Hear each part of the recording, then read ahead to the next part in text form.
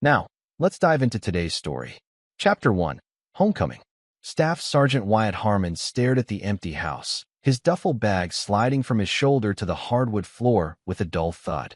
After 15 months in Afghanistan, the silence felt unnatural. No excited footsteps of his children. No welcoming embrace from Zoe, his wife of 12 years. Just emptiness. He moved from room to room, his combat boots echoing through the vacant space. Closets emptied. Family photos gone from walls. Even the refrigerator drawings from Aiden and Mia, his 10 and 8-year-old kids, had vanished. It was as if his family had been erased. A knock at the door interrupted his stunned inspection. Mrs. Keller, his 70-year-old neighbor, stood on the porch clutching an envelope. "I'm so sorry, Wyatt," she said, her voice trembling. "Zoe asked me to give you this when you returned. She made me promise not to call you. Said she wanted to handle things her way." Wyatt took the envelope with steady hands, the same steadiness that had kept him alive through 3 tours. Inside was a handwritten note. "Your kids hate you, so I moved on with someone better. Don't try to find us. They don't want to see you anymore." Mrs. Keller shifted uncomfortably. "That Blake Crawford fellow started coming around about 3 months after you deployed. I tried to mind my business, but—" She hesitated. 2 weeks ago, they loaded up a moving truck. The children were crying, especially Aiden. The boy kept saying he wanted to wait for you. Something hardened in Wyatt's chest. Not pain, but something colder and more focused. He thanked Mrs. Keller and closed the door. In the kitchen, he found the only thing Zoe had left behind, a half-empty bottle of bourbon. The irony wasn't lost on him. She'd always complained about his occasional drink after tough missions. He poured himself 2 fingers, not out of desperation, but ritual. This was a different type of mission now. Wyatt pulled out his phone and made one call, not to Zoe, but to Anthony Valdez, his former squad mate who'd become a private investigator after leaving the service with a Purple Heart and a metal plate in his skull. "I need everything you can find on Blake Crawford," Wyatt said, his voice betraying no emotion. "And I need to know where my kids are. Tonight." Anthony didn't ask questions. He'd saved Wyatt's life in Kandahar. Wyatt had carried him 2 miles to the extraction point. Some debts transcended explanation. 3 hours later, Wyatt's phone lit up with an address, photos, and a detailed report. Blake Crawford, 42, twice-divorced pharmaceutical sales rep with a history of targeting military wives during deployments. Currently living in a lakeside cabin 90 minutes outside town, a property belonging to Zoe's sister, Renee. The cabin where Wyatt had once taught Aiden to fish. As night fell, Wyatt methodically unpacked his bag, laying out items on the kitchen counter. His service knife, a set of lockpicks he'd acquired overseas, night vision goggles he'd forgotten to return, and a burner phone. Then he changed into black cargo pants and a dark jacket. This wouldn't be about violence. This would be about information, leverage, and calculated moves. In war, the most devastating attacks were the ones the enemy never saw coming. Chapter 2. Reconnaissance. The lakeside cabin glowed softly in the darkness, its reflection rippling across the water. Wyatt observed from the tree line, his military training making him a shadow among shadows. Through his night vision goggles, he watched the domestic scene unfold through the windows. Zoe preparing dinner in the kitchen, Blake lounging on the couch with a beer, and the children nowhere in sight. Movement in an upstairs window caught his attention. Aiden's silhouette appeared, the boy's head hanging low as he gazed out toward the lake. Even from this distance, Wyatt recognized his son's posture, the same slumped shoulders he'd had after striking out at his first baseball game. Defeat. Resignation. Wyatt circled the property, placing small, undetectable surveillance devices at strategic points. Technology Anthony had provided with a knowing look, but no questions. "Just be smart," his friend had warned. "Remember, this isn't Fallujah. Different rules of engagement here." As Wyatt completed his circuit, a text lit up his phone. "Package delivered to target vehicle." Anthony had planted a GPS tracker on Blake's Range Rover and cloned his phone during the manned sales meeting that afternoon. Retreating to his truck parked a mile down the road, Wyatt began receiving audio feeds through his laptop. The conversation inside made his jaw clench. "Those kids are still moping around." Blake's voice crackled through the speaker. "The boy especially won't even look at me." "They'll adjust," Zoe replied, her voice recognizable, yet somehow different. "Higher." more performative. Aiden's just being dramatic. He didn't even cry when we told him his father wasn't coming back to live with us. You sure he bought that story about Wyatt requesting another deployment? Of course. Kids believe what you tell them. I've been preparing them for months, telling them how their father chose the military over his family. They understand he abandoned them. Wyatt's hands tightened on the steering wheel. The calculated cruelty of the lie struck deeper than any battlefield injury. He had never requested extended deployment. In fact, he turned down a promotion that would have kept him overseas longer, all to return home sooner. The conversation continued, revealing more with each passing minute. The school called again. Aiden got into another fight. That kid needs discipline. Military brats always do, Blake said dismissively. I don't want to talk about Wyatt or his influences right now, Zoe said, her voice suddenly honeyed. The kids are upstairs. We have time to ourselves. Wyatt switched off the audio, having heard enough. This wasn't a spontaneous life change or a failed marriage. This was a calculated erasure. Of him, of the truth, of his relationship with his children. He drove back to town, mind racing not with anger, but with strategy. At the local diner, the only place open at midnight, he spread Anthony's files across a corner booth while nursing black coffee. Blake Crawford had a pattern. 3 different military wives in 5 years, always during their husbands' deployments. Always moving in, then moving on once the men returned. What was different this time? Why take the children? The lakeside property suggested a more permanent arrangement. The waitress refilled his cup. You okay, honey? You look like you're planning a war. Wyatt looked up, seeing a familiar face, Donna, who'd served him countless meals before his deployments. Her son had served in the Marines. Just trying to solve a puzzle, he replied. Well, you've got that 1,000-yard stare my boy had when he came home, she said, sliding a piece of pie in front of him. On the house. And whatever the puzzle is, remember what you boys always say. Work the problem, not the emotion. Her words crystallized something in Wyatt's mind. In the military, emotions got people killed. Clear thinking kept them alive. He needed to approach this like a tactical operation, not a wounded husband. By dawn, he had created a detailed timeline of Zoe and Blake's relationship, mapped potential pressure points, and identified key allies and obstacles. Most importantly, he'd formulated the first phase of his response, one that would begin not with confrontation, but with legal precision strikes. As the sun rose, Wyatt made his second call to Luther Washington, the best family attorney in 3 states, a former JAG officer who understood both military life and the cutthroat reality of custody battles. I need everything, Wyatt told him. Emergency custody hearings, freezing of assets, and documentation of parental alienation. And I need it all to happen before they know I'm back.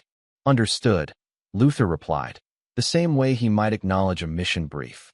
Report to my office at 0800. Bring everything you've gathered. We strike at noon. Chapter 3. First Strike. Luther Washington's office projected power through understatement.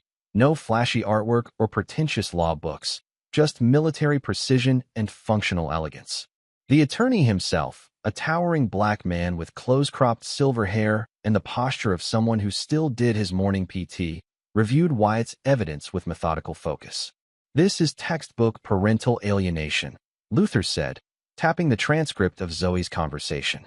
Telling the children you abandoned them when you were serving your country? Courts take a dim view of that, especially with military families. Can we use the surveillance? Wyatt asked. Luther's expression remained neutral. Let's call it information obtained through investigative services and leave the specifics vague. What matters is establishing a pattern of deliberate interference with your parental relationship. By noon, as promised, Luther's team had filed emergency motions. Temporary custody pending a hearing, freezing of joint accounts, and court orders preventing Zoe from leaving the county with the children. A sympathetic judge, herself a military mother, expedited everything. Now comes the hard part, Luther warned, serving her the papers. Given what we know, she'll try to run or hide the children. She won't see me coming, Wyatt assured him. Through Anthony's surveillance, Wyatt learned that Blake would be attending a pharmaceutical conference the next day. Zoe would be alone with the children at the lake house. The timing was perfect. That evening, Wyatt approached Beverly Winters, a court-appointed process server known for her efficiency with difficult cases. He explained the situation, not with emotional appeals, but with tactical clarity. I need you to create a diversion at the front door, he explained. Once she's engaged with you, I'll enter through the back to find my children. Beverly, a grandmother of 5 with a spine of steel, nodded. Military custody cases are always the worst. These spouses wait until you're defending our country, then try to steal your children. Disgusting. The next morning, Wyatt positioned himself in the woods behind the lake house, while Beverly knocked on the front door, clipboard in hand. Through his earpiece, he heard the conversation. Miss Harmon, I have a certified delivery requiring your signature. It's Crawford now, Zoe's voice replied coolly. What is this regarding? Marketing materials for local schools. We're updating our database for military families.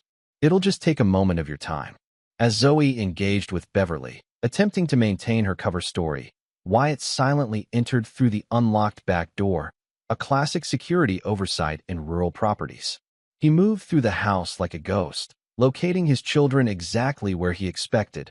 Aiden playing video games in the living room, earphones on. Mia coloring at the kitchen table, partially visible from the front door. Aiden, Wyatt whispered, placing a gentle hand on his son's shoulder.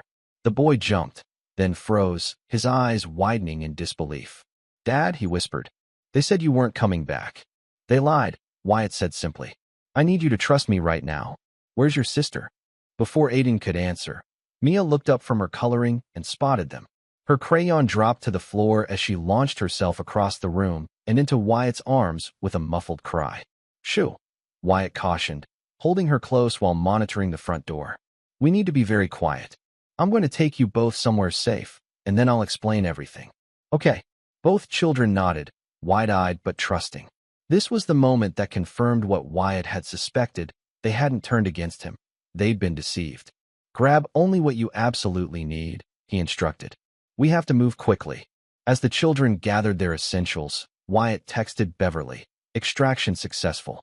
Extend conversation 3 minutes. Beverly immediately launched into a detailed explanation of school district boundaries, keeping Zoe occupied at the front door while Wyatt and the children slipped out the back and into the waiting car driven by Anthony.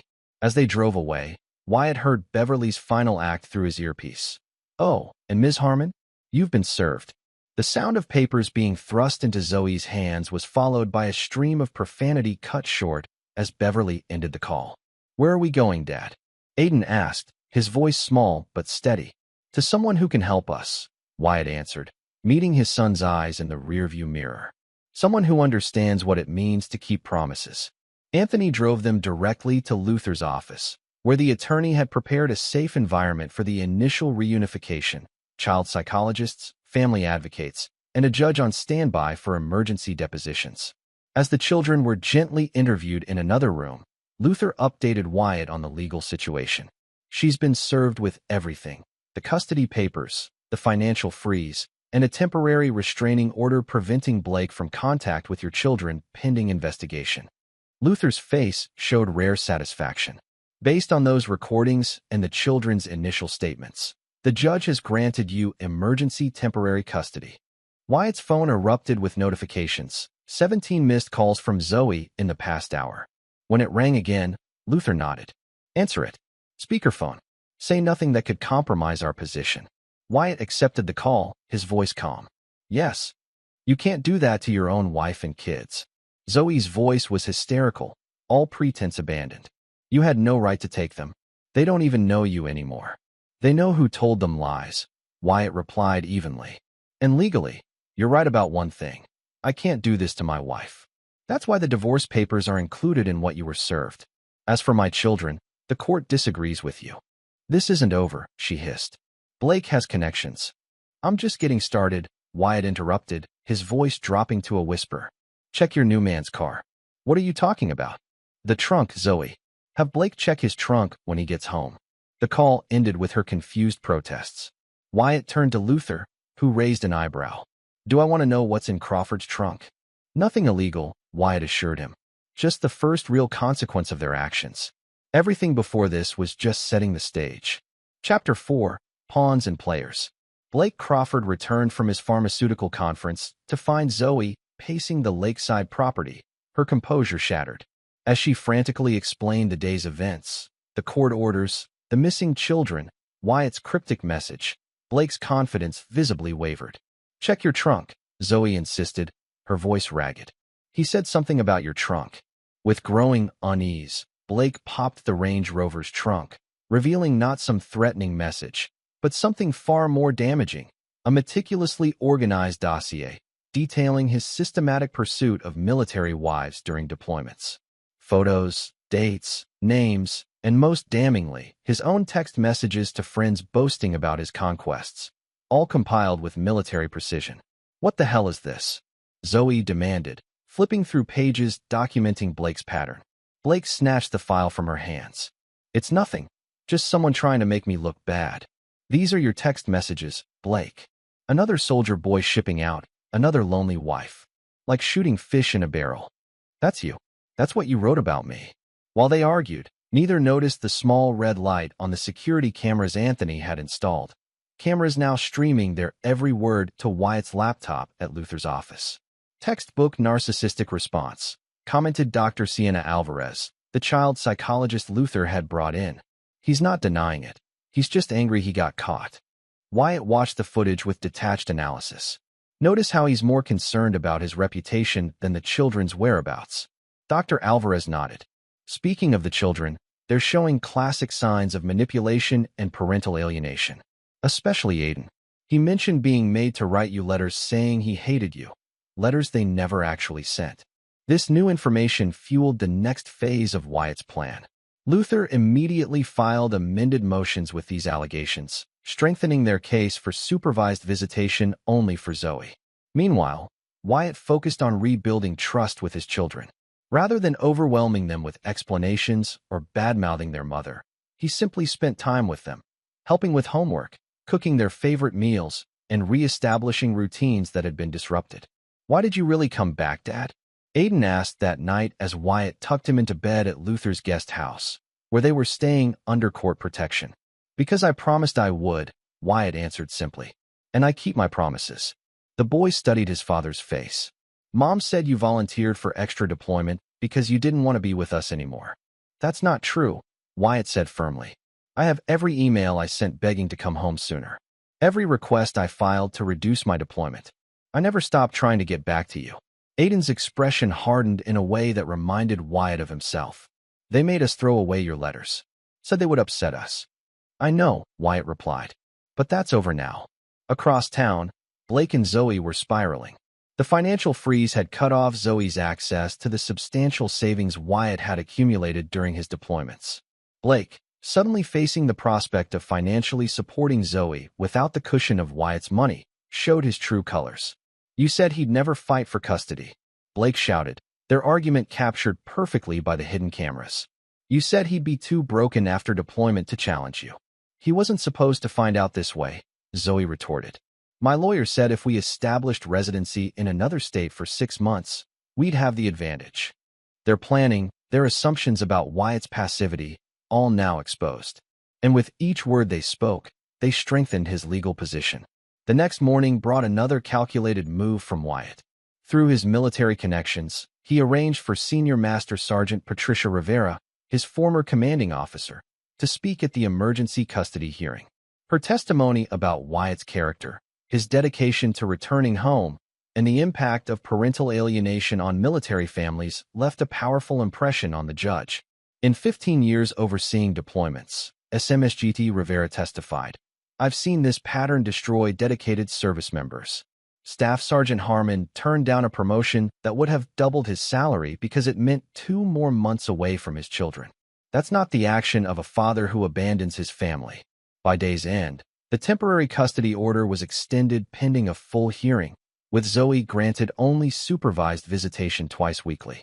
Blake was barred from all contact with the children based on his documented history of interfering with military families.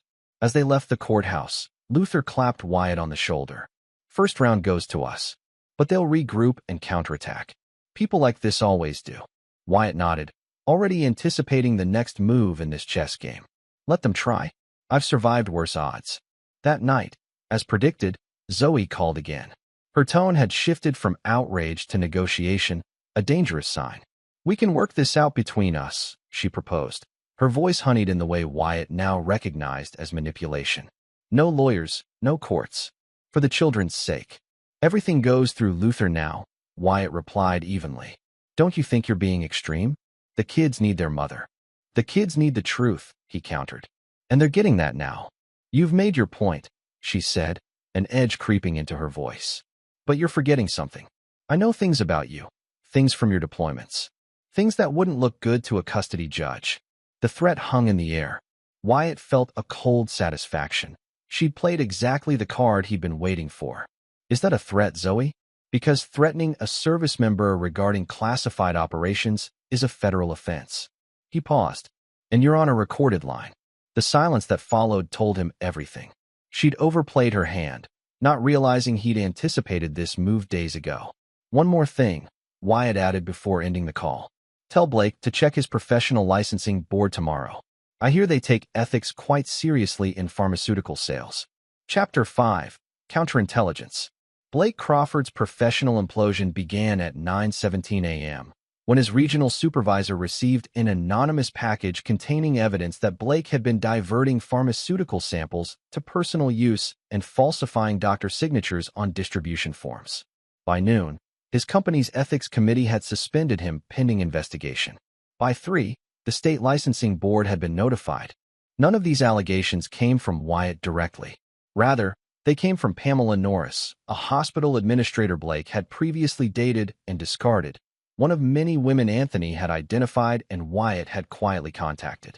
Presented with evidence of Blake's predatory pattern with military wives, Pamela had been all too happy to share what she knew about his professional shortcuts. Never burn bridges, Wyatt murmured to himself as he received confirmation of Blake's suspension. First rule of surviving in hostile territory. While Blake desperately tried to salvage his career, Zoe attempted a different approach. She arrived at her supervised visitation with the children bearing gifts and tearful apologies, playing the role of the remorseful mother who'd made a mistake. I just got confused while your father was away, she told the children, carefully phrasing her words with the court-appointed supervisor present. I never meant to hurt anyone. Aiden, however, had inherited his father's perceptiveness. Then why did you tell us Dad didn't want to see us anymore? Why did you make us write those letters saying we hated him? The supervisor's pen paused mid-note, capturing this critical admission. Zoe's facade cracked momentarily before she recovered. You're misremembering, sweetheart. I would never do that. But the damage was done. The supervisor's report, filed that afternoon, noted concerning evidence of deliberate parental alienation and the mother's apparent dishonesty when confronted. Meanwhile, Wyatt was building a different kind of case. Through Anthony's connections, he'd located 3 other military families Blake had targeted during deployments. 2 had declined to get involved, but the third, Marine Sergeant Darnell Jackson and his wife Keisha, had agreed to provide sworn statements about how Blake had insinuated himself into their lives during Darnell's deployment, only to vanish when the Marine returned home. He told my wife I was probably cheating on her overseas, Darnell told Wyatt during their meeting at Luther's office. Planted all these doubts, then offered himself as the supportive friend. We almost didn't survive it. Keisha Jackson nodded gravely. We want to help because we recovered, but barely. Others weren't so lucky. Luther carefully documented their statement, building what he called the pattern case, evidence that Blake's involvement with Zoe wasn't an isolated romance, but part of a calculated predatory behavior targeting vulnerable military families. That evening, as Wyatt helped Mia with her science project, a solar system mobile they were constructing in Luther's dining room, his phone chimed with an alert from Anthony. Blake's financial accounts were showing large cash withdrawals and transfer attempts that had been blocked by freezing orders. He's preparing to run, Anthony texted. Classic guilty move. Wyatt wasn't surprised. Men like Blake never stood their ground when cornered. They sought new hunting grounds. The only question was whether he would try to take Zoe with him or abandon her as he had the others. The answer came at midnight, when Anthony's surveillance captured Blake and Zoe in a vicious argument outside the lake house. You never said anything about his connections or resources, Blake shouted, throwing clothes into his car. He's got me suspended. My license is under review.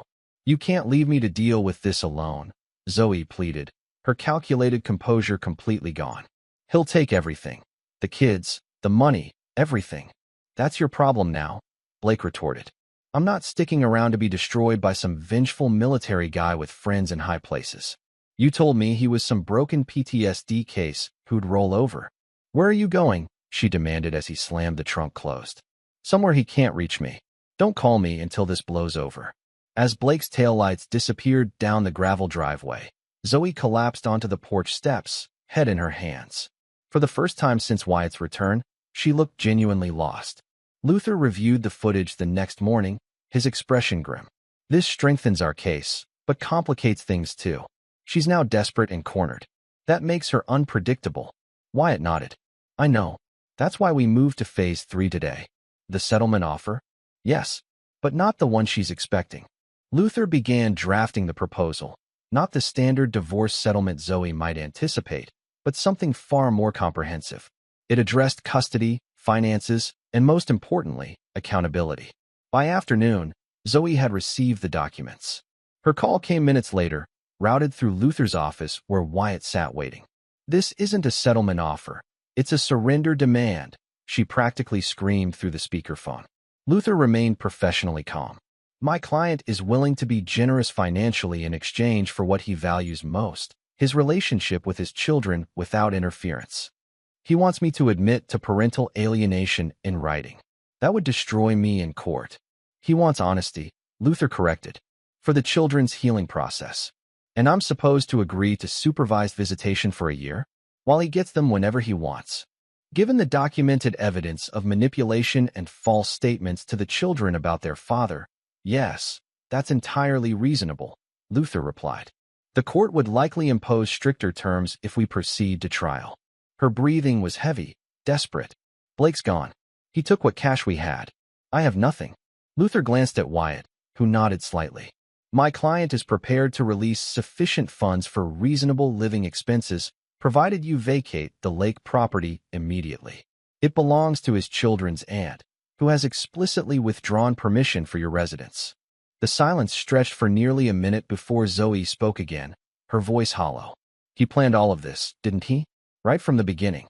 He knew exactly how everyone would react. Wyatt finally spoke. I learned in Afghanistan that when you're ambushed, you don't just react. You identify the pattern, predict the next move, and redirect the attack. You and Blake had a pattern. I just made sure you followed it to its logical conclusion. This isn't over, she whispered, but the threat lacked conviction. Actually, it is, Wyatt replied calmly. You have until 5 p.m. tomorrow to accept the settlement terms. After that, we proceed to full trial with all evidence presented publicly. As the call ended, Luther gave Wyatt an appraising look. You're certain she'll accept? People like Zoe and Blake only understand self-interest, Wyatt explained. I've structured the deal to appeal to hers while protecting what matters to me. And if she refuses? Wyatt's expression remained unchanged. Then we execute the contingency plan. But she won't refuse. Chapter 6, Extraction. Zoe signed the settlement agreement at 4:58 p.m. the following day, 2 minutes before the deadline. The terms were comprehensive. Wyatt received full custody with Zoe granted supervised visitation that could gradually increase based on her cooperation with family therapy. She admitted in writing to making false statements to the children about Wyatt's deployment and desire to return home. Financially, she received enough for a modest fresh start, but nowhere near the comfortable lifestyle she'd envisioned. Most crucially, she agreed to a non-disparagement clause that prohibited her from speaking negatively about Wyatt to the children or interfering with his relationship with them. Any violation would result in immediate suspension of visitation rights.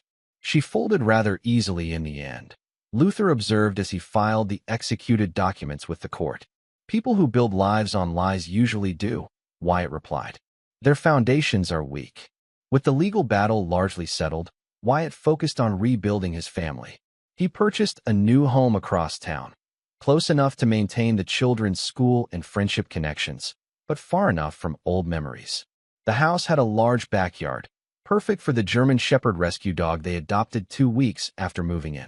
Aiden named him Ranger, after his father's military unit. For 6 weeks, life settled into a new pattern. The children began healing through regular sessions with Dr. Alvarez. Wyatt secured a civilian job as a security consultant that allowed him to be home every evening. Zoe attended her supervised visitations consistently, making visible efforts to rebuild trust with the children without undermining Wyatt. On the surface, the crisis had been resolved with remarkable efficiency. Yet Wyatt remained vigilant, recognizing that the apparent calm was merely an intermission, not the end of the story. His instincts proved correct when Anthony called one evening in late October. "Blake Crawford's back in town," he reported without preamble. "Staying at the Westridge Hotel under a different name, but it's definitely him. And he's been making calls to a lawyer who specializes in challenging military custody arrangements." Wyatt absorbed this information calmly. Is he in contact with Zoe? Not directly, but they both visited the same coffee shop yesterday, 10 minutes apart. Could be coincidence, could be planned. Want me to increase surveillance? No, Wyatt decided. Let's see what they do. Sometimes the best reconnaissance is patience. He didn't have to wait long. The next day, Aiden came home from school visibly troubled. Mom had someone with her at visitation today, he reported as Wyatt helped him with math homework. She said he was her legal advisor, so the supervisor let him stay. But it was that guy Blake. Wyatt kept his expression neutral despite the surge of cold anger. Did they say anything unusual? Aiden hesitated, then pulled out his phone. They didn't know I was recording. We learned about one-party consent in social studies last week. The audio was clear, Blake and Zoe, speaking in low voices while the supervisor stepped away briefly, outlining a plan to challenge the custody agreement based on Wyatt's military service and potential future deployments. Your mom signed binding agreements, Wyatt explained after listening. What they're discussing could be considered legal violations. I know, Aiden said firmly. That's why I recorded it.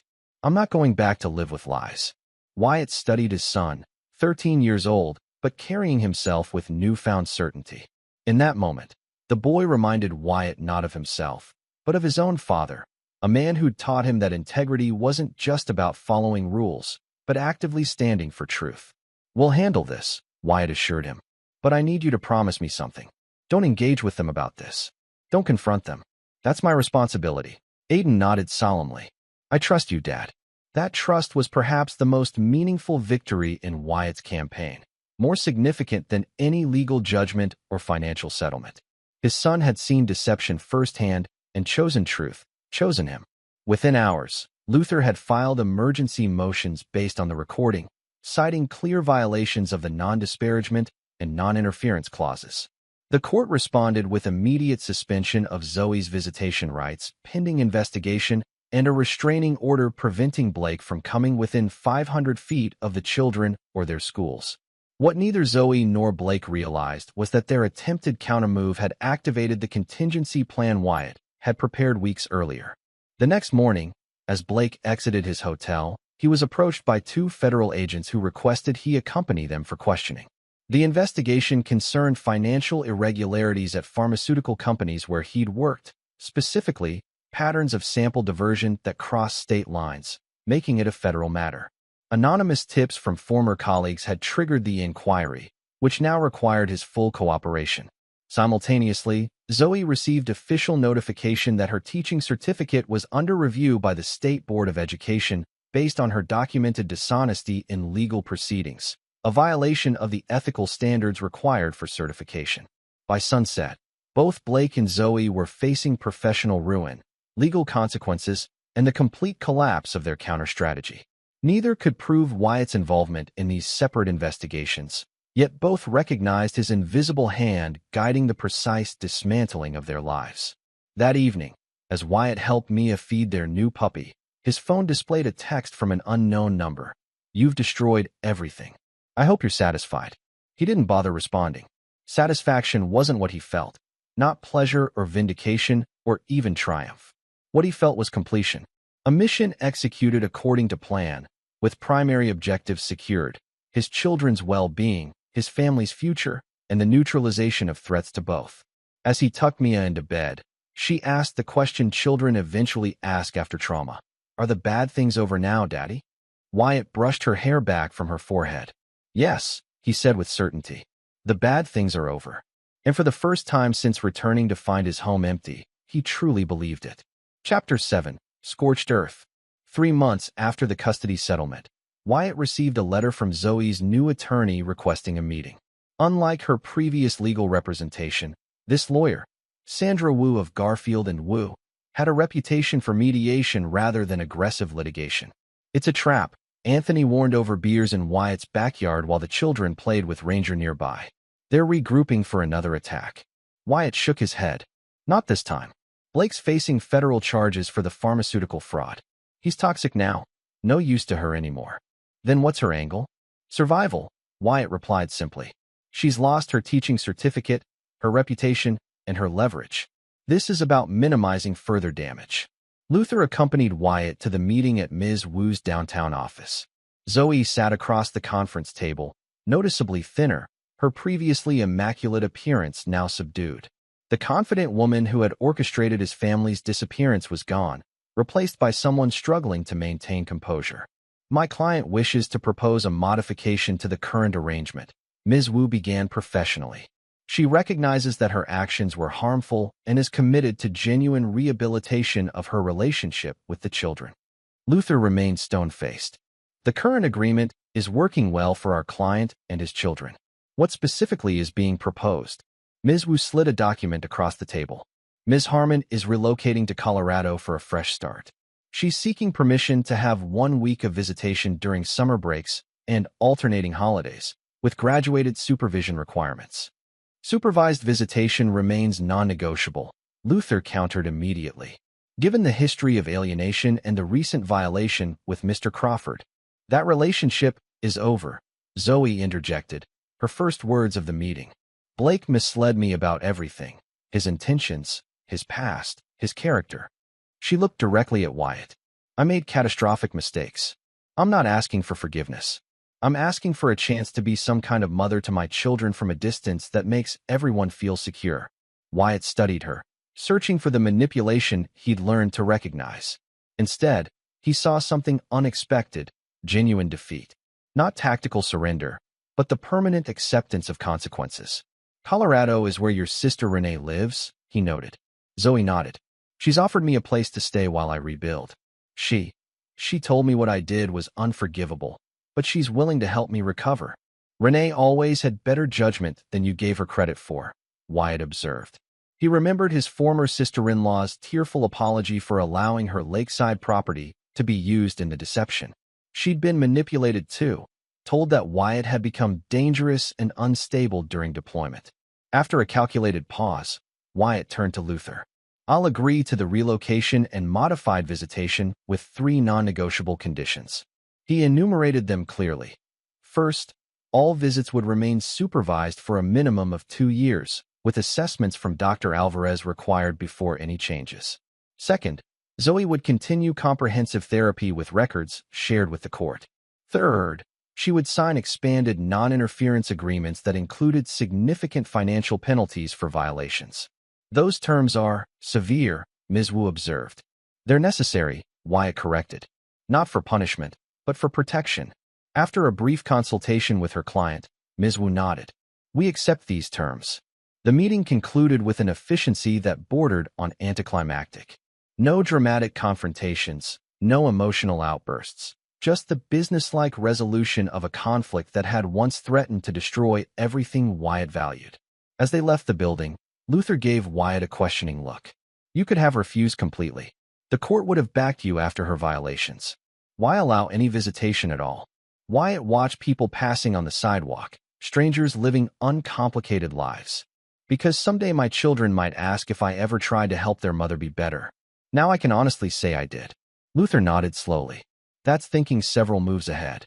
"It's what kept me alive overseas," Wyatt replied. "Never just win the current battle. Secure the entire territory."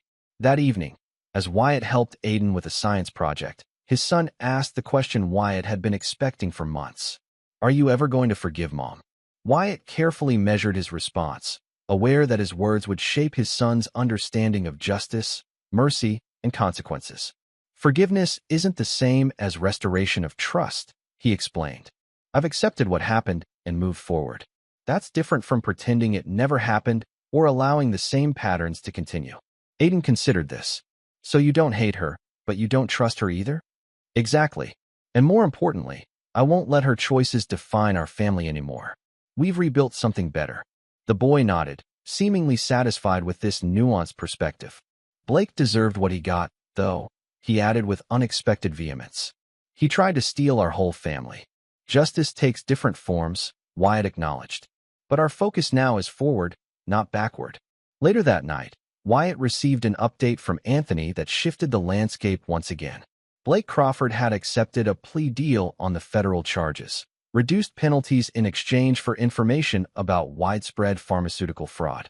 The agreement required him to relocate to Arizona under supervised release, effectively removing him permanently from their lives. The news brought not satisfaction, but closure. Every threat had been neutralized, every vulnerability addressed. The mission was complete. As Wyatt made his final security check of the house that night, a habit from both military and recent civilian life, he passed the children's rooms. Aiden slept with Ranger curled at the foot of his bed. Mia had kicked off her covers as usual, surrounded by stuffed animals. Their peaceful sleep represented everything he'd fought to protect. In the quiet kitchen, Wyatt poured himself a single finger of bourbon, not from need or pain, but as acknowledgement of a chapter completed. He raised the glass slightly, a silent toast to battles won and enemies defeated, before setting it down untouched. He didn't need it anymore. Chapter 8. Reconstruction. 1 year after returning to find his home empty, Wyatt stood in the backyard of his new house, watching as friends and family gathered for Mia's 10th birthday party. The transformation was remarkable, not just in his external circumstances, but in the invisible architecture of their family. Dr. Alvarez, now a friend rather than just a therapist, approached with 2 cups of coffee. "You've created something remarkable here," she observed, nodding toward where Aiden was helping younger children with a piñata. "The statistical outcomes for children after parental alienation aren't usually this positive." "We had advantages," Wyatt acknowledged. "Catching it early, legal success, good support systems, and a father who understood that winning custody wasn't the same as healing wounds," she added pointedly. "Most people in your position would have vilified their ex-spouse completely, even to the children." Wyatt shook his head. That would have just continued the damage in a different direction. Across the yard, Luther was deep in conversation with Anthony and Patricia Rivera, who had become regular presences in their lives. Luther had successfully lobbied for new state legislation specifically addressing parental alienation in military families. Anthony had expanded his investigation business to specialize in such cases. And Patricia, now retired from active duty, worked with military family support programs.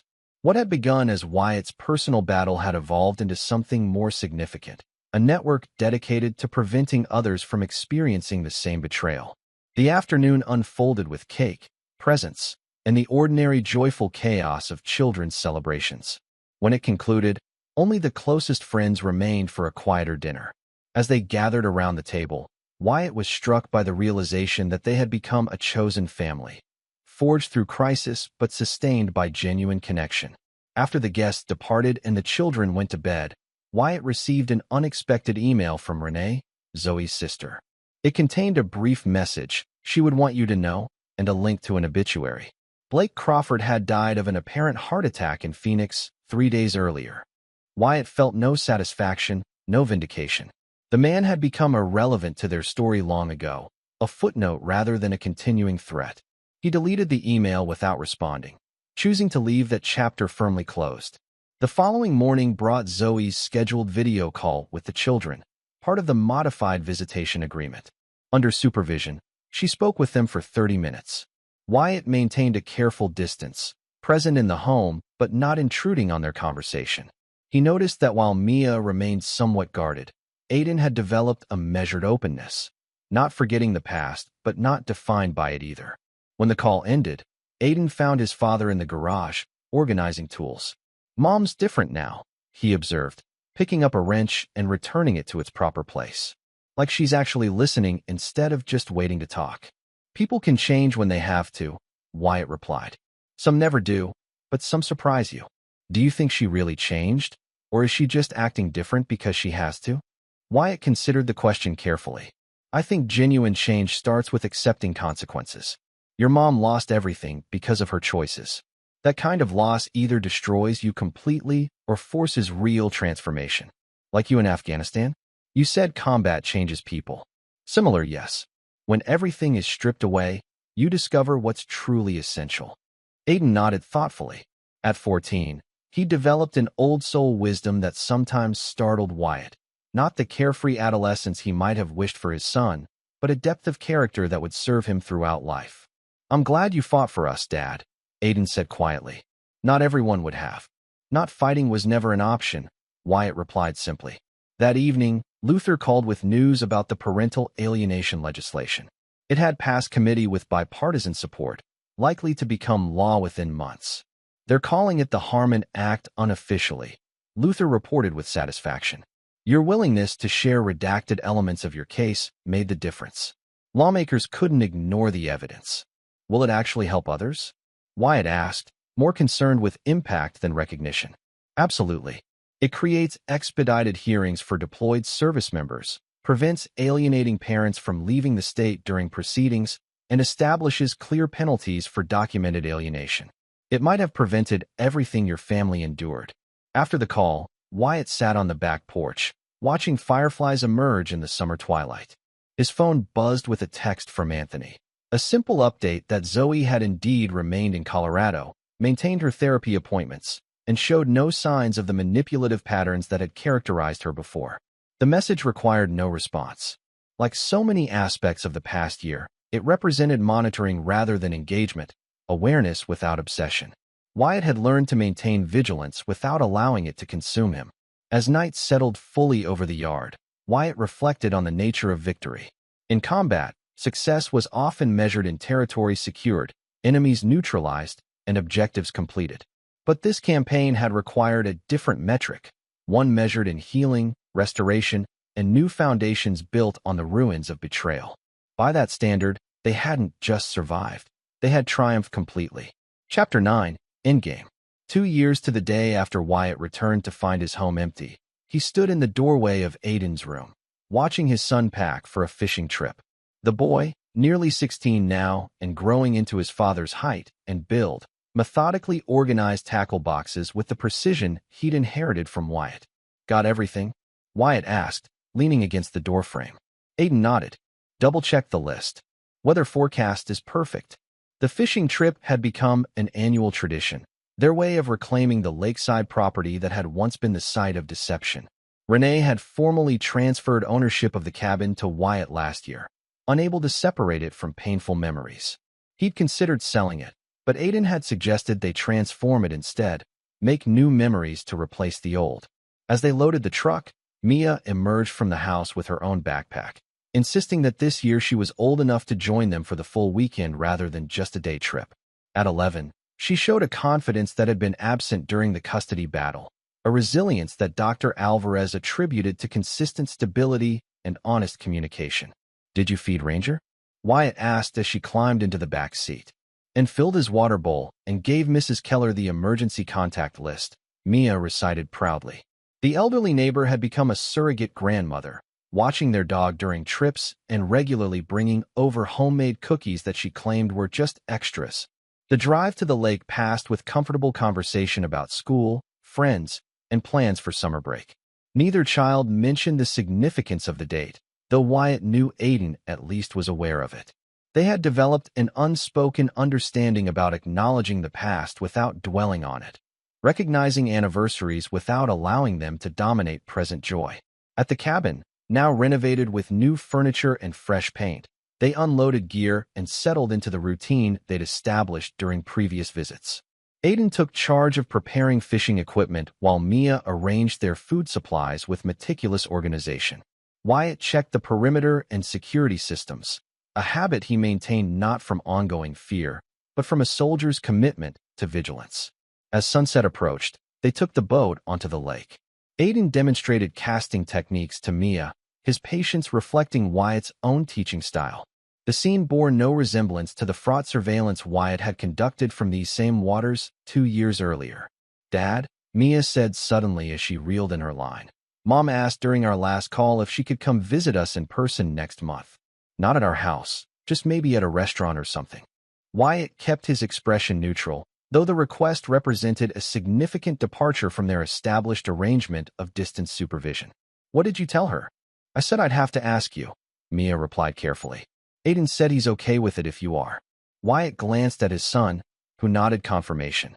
"Dr. A says Mom's made real progress," Aiden added. 2 years of consistent therapy and no violations of the agreement. The request required careful consideration.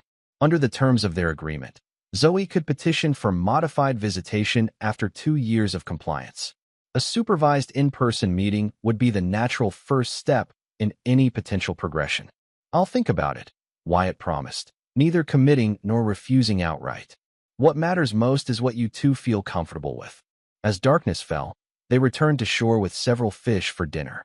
While Wyatt cleaned the catch, he watched his children working together to build a campfire in the stone pit he'd constructed last summer.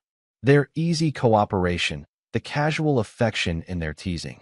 These were the rewards of his unwavering determination to rebuild their family.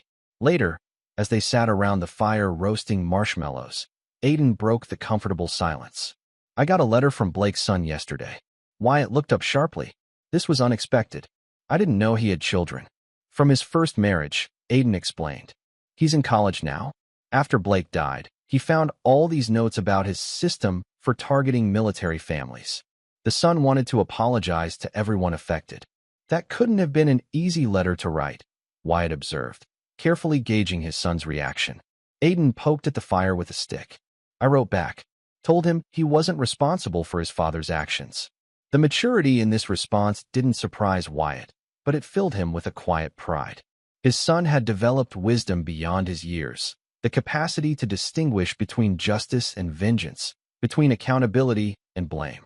"You're a better man than I was at your age," Wyatt said simply. Aiden shook his head. "I just did what you would have done."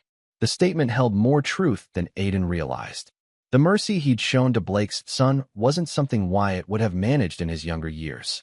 It reflected the man Wyatt had become through hardship, both in combat and in the personal war he'd waged to reclaim his family. As the fire burned down to embers, Mia fell asleep against her father's shoulder. Wyatt carried her inside and tucked her into bed, remembering how small she'd seemed when he'd first reclaimed custody, withdrawn and uncertain, damaged by manipulations she couldn't fully understand. Returning to the fire, he found Aiden still awake, contemplative in the dying light. 2 years, Aiden said quietly. "Sometimes it feels like forever ago, and sometimes it feels like yesterday." "That's how significant events work," Wyatt replied. "They change your internal timeline." "Do you ever regret how things turned out?" "With Mom, I mean." Wyatt considered the question carefully. "I regret that it happened at all, that you and your sister had to experience that kind of deception. But I don't regret the actions I took in response. They were necessary. Even the parts that destroyed her life. She made choices that had consequences," Wyatt said firmly. "I didn't create those consequences. I simply ensured they couldn't be avoided." Aiden nodded slowly. "That's what I thought you'd say." He paused, then added, "I think I'll say yes to Mom's request to meet. Not because I've forgiven everything, but because holding on to it doesn't help anyone." Wyatt studied his son in the firelight, recognizing that Aiden had arrived at this decision through his own reasoning, not from external pressure. It reflected emotional autonomy, the ability to make choices about relationships based on personal values rather than obligation or resentment. "If that's what you want, we'll arrange it," Wyatt agreed, with appropriate boundaries. Their conversation drifted to other topics. Aiden's interest in possibly following Wyatt into military service someday, plans for college visits next year, a girl at school he might ask to the upcoming dance. Normal concerns of a teenage boy growing up in a stable home. Later, after Aiden had gone to bed, Wyatt sat alone by the lake shore. The stars reflected on the water's surface, creating the illusion of infinite depth. He remembered standing in this same spot 2 years ago, calculating angles of approach and planning surveillance positions. The tactical mindset had served its purpose then, but he no longer needed it in the same way. His phone buzzed with a text from Anthony. "Annual security check complete. All clear on all fronts.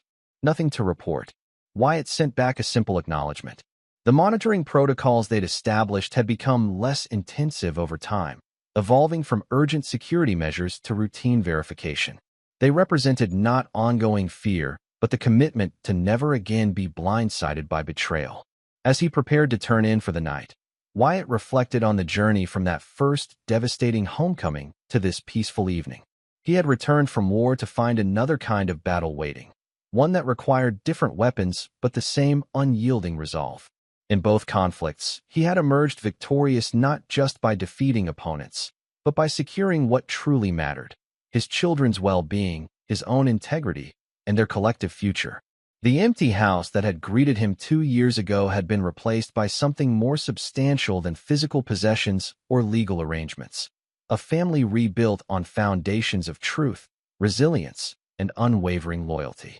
Some would call his methods harsh, his determination excessive. But Wyatt had never sought approval or understanding from those who hadn't faced similar battles. He had done what was necessary, what was right for his children, without compromise or hesitation. And in the quiet triumph of this anniversary, with his children sleeping peacefully under his protection, he found the only validation he had ever needed. The war was over. They had won. This is where our story comes to an end. Share your thoughts in the comments section. Thanks for your time. If you enjoy this story, please subscribe to this channel. Click on the video you see on the screen, and I will see you there.